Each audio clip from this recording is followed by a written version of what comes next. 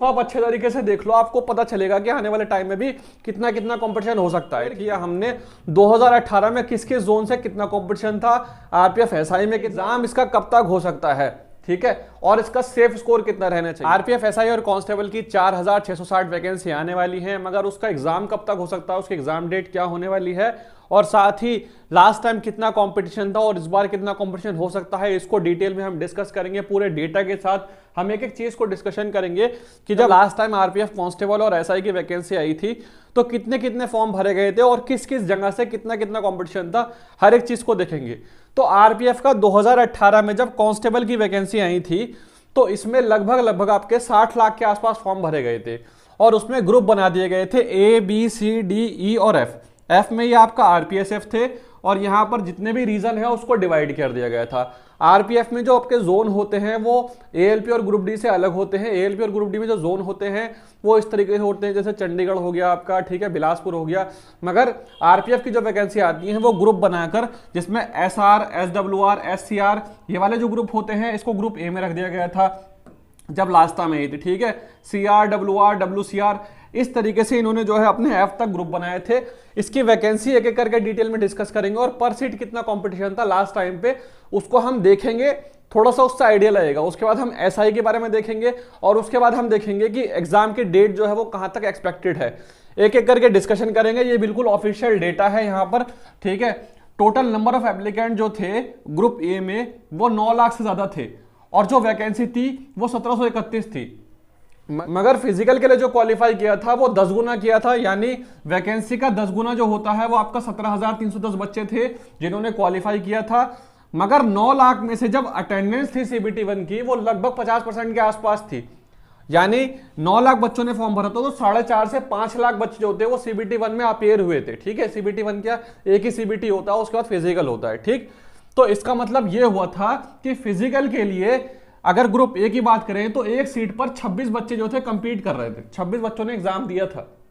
अगर हम group B की बात करें जहां पर आपका सीआर, डब्ल्यूआर, डब्ल्यूसीआर, ठीक है, इसमें आपके 1152 वैकेंसी थी। इसको आप अच्छे तरीके से देख लो, आपको पता चलेगा कि आने वाले टाइम में भी कितना कितना कंपटीशन हो सकता है, ठीक है।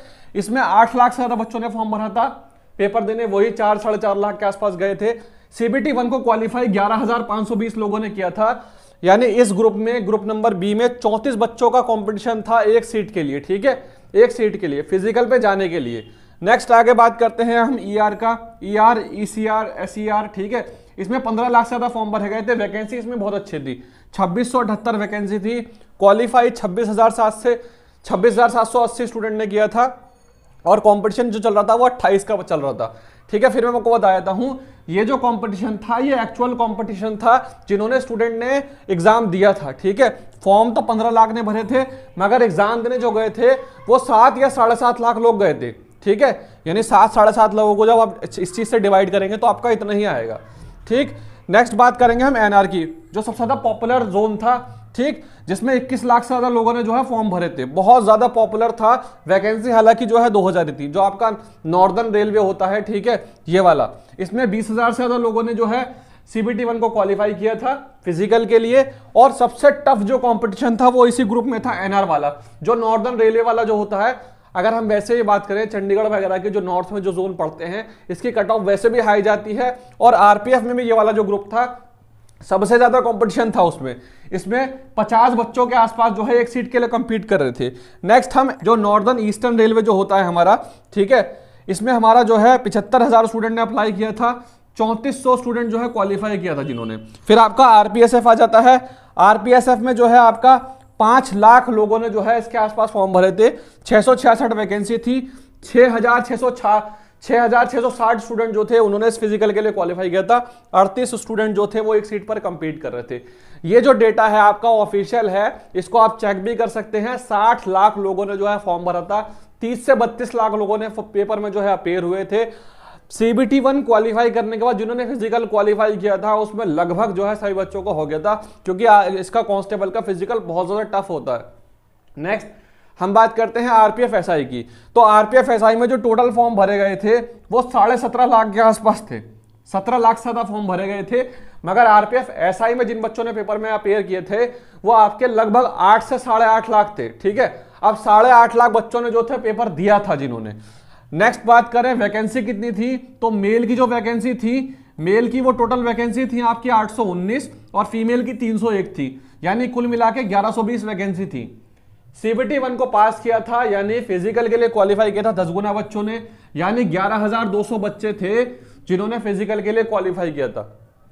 और इस हिसाब से अगर देखा जाए तो आरपीएफ एसआई में पर सीट 75 कंपटीशन था, यानी आरपीएफ एसआई में कंपटीशन बहुत ज्यादा तगड़ा चल रहा था। ठीक है, तो ये जो था हमारा कंपेयर किया हमने 2018 में किस किस जोन से कितना कंपटीशन था, आरपीएफ एसआई में कितना था और कांस्टेबल में कितना था। अब हम डिस्कस करते हैं कि इस बार क्या एक्सपेक्टेड है। देखो इस बार सबसे बड़ी न्यूज क्या है, अगर देखा जाए तो सबसे बड़ी न्यूज है आपका कोरोना की वजह से 3 साल का एज रिलैक्सेशन मिला है, और एज रिलैक्सेशन में एसआई की जो एज कर दी गई है वो आपकी 20 से 28 कर दी गई है, जो कि पहले 20 से 25 हुआ करती थी, और कांस्टेबल की जो एज है वो 18 से 25 हुआ करती थी, अब 18 से 28 कर दी गई है, यानी जिसकी वजह से 3 साल का एज रिलैक्सेशन मिला है और काफी ज्यादा स्टूडेंट फॉर्म भरेंगे।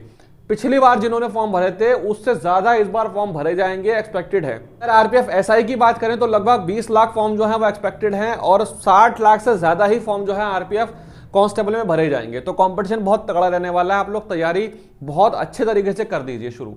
अगर हम नेक्स्ट बात करते हैं एग्जाम डेट की, कि एग्जाम इसका कब तक हो सकता है, ठीक है, और इसका सेफ स्कोर कितना रहना चाहिए, या इस एग्जाम जो है हमारा कब तक हो सकता है, सेफ परसेंटाइल कितनी होनी चाहिए। तो जब मॉक टेस्ट लगाते हैं, अगर मॉक टेस्ट लगाते टाइम आरपीएफ एसआई में आपकी 90 परसेंटाइल से ऊपर आ रही है तो आप काफी अच्छी पोजीशन में हैं। अगर हम एग्जाम डेट की बात की जाए तो लास्ट टाइम जो फॉर्म आया था वो जून 2018 में आया था, और टेंटेटिव डेट जो थी वो आपकी अक्टूबर तक थी। एग्जाम आपका अक्टूबर के बाद ही हुआ था, नवंबर दिसंबर के आसपास। मगर इस बार जो है आपका अप्रैल के आसपास के फॉर्म आएंगे, और इसका जो एग्जाम होगा वो बिल्कुल श्योर शॉट है कि वो एएलपी के बाद होगा, जबकि एएलपी की जो डेट दी गई है वो आप सभी जानते हैं कि जून के बाद ही शुरू होगा, जून और अगस्त में। इसका मतलब ये है कि सितंबर के आसपास जो है आपको ये वाला एग्जाम देखने को मिल सकता है। सितंबर तक का टाइम आपके पास है आरपीएफ की तैयारी करने के लिए। देखो एक्चुअल में जो होता है आरपीएफ का एग्जाम जो है टीसीएस नहीं लेती, सिर्फ ही लेती है, मगर जो लैब होती है कंप्यूटर लैब वो तो सेम ही रहती है लगभग। ठीक है, जैसे अगर एक स्कूल में एग्जाम हो रहा है उसी स्कूल में जो है हमारा टीसीएस भी कंडक्ट कराती है, उसी में सिफी भी ले लेती है। तो क्या होता है कि एग्जाम जो होता है वो एक साथ कभी भी नहीं होता। एग्जाम जो होगा आपका आरपीएफ का वो आपका एएलपी के बाद ही होगा, और एएलपी अगस्त तक आपका जो है चलेगा। तो मोस्ट प्रोबेबली आपका सितंबर के साथ ही, सितंबर के आसपास ही जो है आपका आरपीएफ का एग्जाम स्टार्ट होगा। तो मैं उम्मीद करता हूं कि ये वीडियो आपको अच्छी लगी होगी। नेक्स्ट वीडियो में हम डिस्कस करेंगे कि आरपीएफ एसआई को क्वालिफाई करने के लिए किस किस स्ट्रेटजी को, किस टाइम टेबल को हम फॉलो कर सकते हैं। मिलते हैं नेक्स्ट वीडियो में, तब तक के लिए bye, all the best, take care.